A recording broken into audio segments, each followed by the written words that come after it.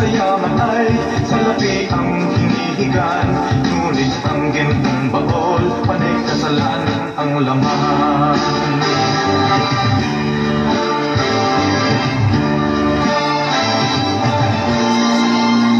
Sinasambit ng baliw, awit na walang laman, ulo mo'y maiilim, tatawagin mong hangal. May isang hindi baliw, iba ang awit na alam, buong araw kung magdasal, sinungaling rin naman. Sinong dakila? Sino ang tunay na baliw? Sinong mapalad? Sinong tumatawag ng habag? Yaon bang sinilang na ang pag-iisip di lubos, magusto ang isip, ngunit sa pag-ibig ay kapos. Ang kanyang tanging suot ay sira-sirang damit na nakikiramay sa isip niyang punit-punit.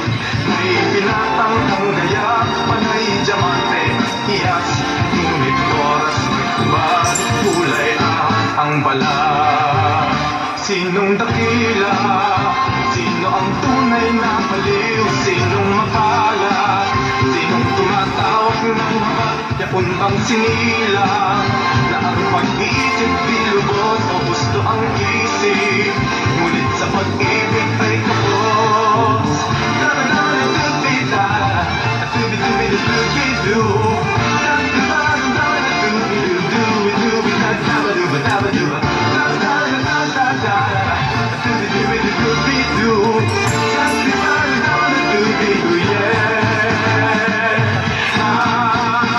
Sa kanyang kilos at galaw, tayo ay naaaliw sa ating mga mata. Isa lamang siyang baliw, ngunit kung tayo ay hatulang sabay sa mata ng may kapal, siya'y higit na banal. Sinong dakila? Sino ang tunay na baliw? Sinong mapalad? Sinong tumatawag ng habag? Yaon bang sinilang na ang pag-isip di lubos o gusto ang isip? Kaya't sino nga? Sino nga ba? Sino ba? Sino nga ba ang tunay na baliw?